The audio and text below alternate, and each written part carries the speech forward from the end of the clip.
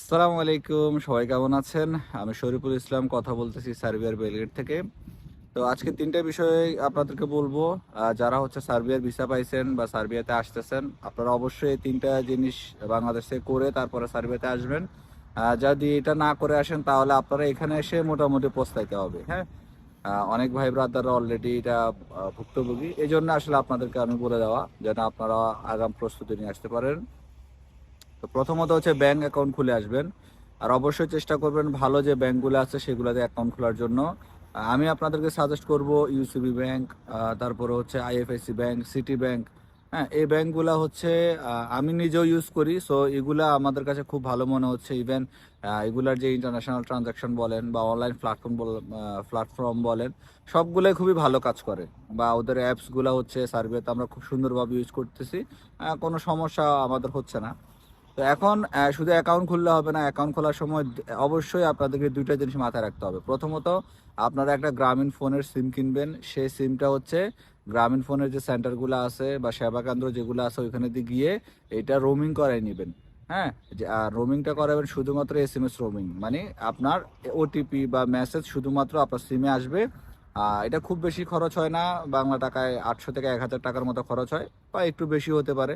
আমি যেহেতু ১ বছর আগে করছি, সো এখন যে বলতে পারতেছি না এক্সাক্টলি। তো এটা করলে কি হবে, ওই নাম্বারটা দিয়ে আপনারা অ্যাকাউন্টটা ওপেন করবেন। সেক্ষেত্রে আপনারা যত ধরনের মেসেজ বা ট্রানজাকশন যখন করবেন, ওটিপি বলেন, সব কিছুই আপনি বিদেশে বসেই কিন্তু আপনার ফোনে চলে আসবে। ঠিক আছে? মানে আপনার এসএমএস এর মাধ্যমে জানতে পারবেন।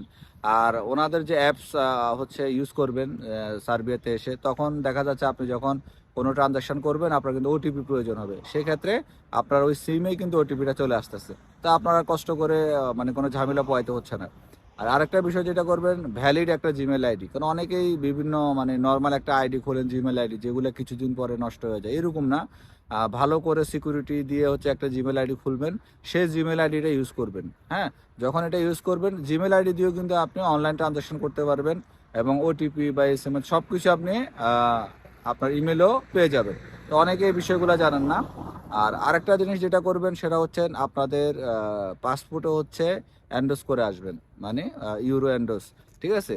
কেননা আপনি যখন সার্বিয়াতে আসবেন বা বিভিন্ন দেশে যাওয়ার জন্য প্ল্যান করবেন, তখন কিন্তু আমরা পাসপোর্টে যদি ১,০০০, ২,০০০ বা ৫,০০০ ইউরো এন্ডোস করা থাকে, আপনি কিন্তু অনায়াসে আপনার ইউরোগুলা সাথে বহন করতে পারবেন। মানে বেশি ইউরোর জন্য আপনাকে আর তেমন কোনো ঝামেলা পোহাইতে হবে না।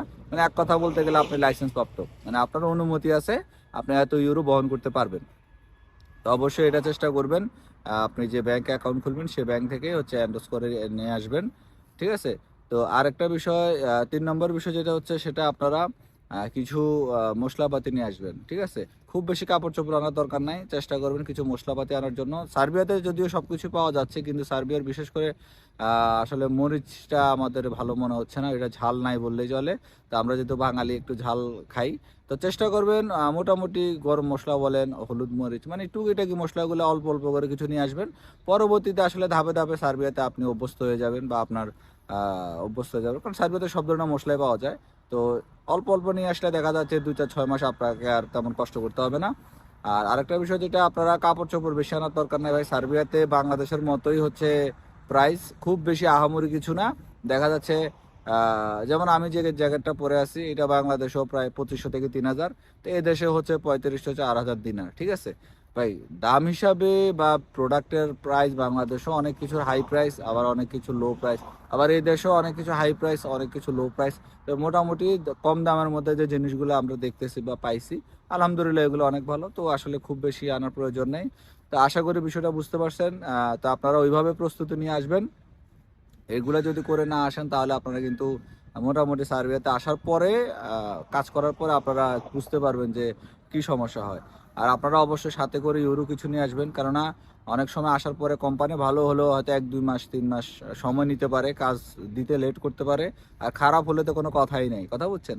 তো নিজের সাথে যদি ২, ২৫০, ৩০০ ইউরো থাকে, মোটামুটি আপনি প্রবলেমে পড়লো কিছুটা আপনি এটা দিয়ে সার্ভাইভ করতে পারবেন। হ্যাঁ, তো এটাই হচ্ছে কথা। ভালো থাকবেন। আসসালামু আলাইকুম।